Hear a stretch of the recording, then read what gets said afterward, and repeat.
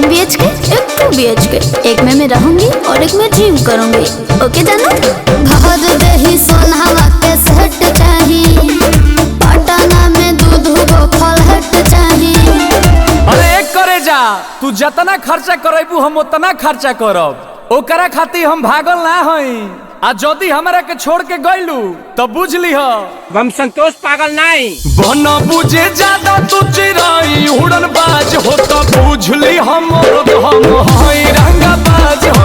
बुझ ली हम हई रंगा बाज हो। तू जानत हुआ कि हम ग्रेड ए पढ़ नहीं।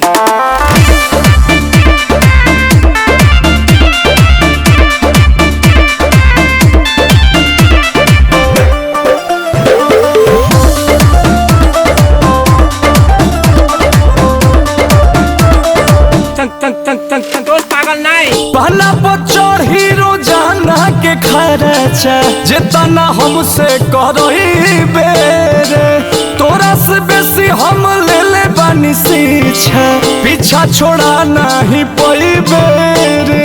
अच्छा के प्यार में हिसाब ना करो, माहौल खराब ना करो, बुझलो? अरे एक करे जा, जितना तोहरा से रात में बात कइले बानी न उतना केहू औरी खाती जागल ना है। लेकिन जदी तू हमार दिल तुरलू तो बुझ लीह हम संतोष पागल नहीं। बना बुझे ज्यादा तू चिराई उड़न बाज हो तो बुझ ली हम हई रंगा बाज हो। बुझ ली हम हई रंगा बाज हो। मारम ना एक फट की एको भाषा ना बोलबा कोनो विषय में। हई रंगा बाज हो, हई रंगा बाज हो।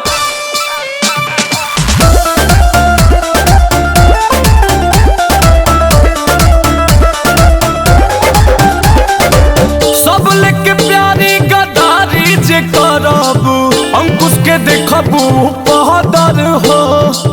मन पुना बात औकात पे ले आ दे, लव में हो जाला मर्डर हो। मारम ना एक फट में लगवा लो फेंका। किलारू झूठे इंग्लिश पढ़बा हो, कहीं के कुछ ना खड़बा हो, हवा बनाओ तारो। अरे एक करे जा, हम बरसी ना खाली गरजे वाला बादल ना होई। आ जदी हमरा के छोड़ के गइलू तो बुझ लीह हम संतोष पागल नहीं। बना बुझे ज्यादा तू चिराई उड़न बाज हो तो बुझ ली हम हई रंगा बाज हो। बुझ ली हम हई रंगा बाज हो। तू जानत हुआ कि हम ग्रेड ए पढ़ नहीं, पोल नियर खड़ा हो जेबे।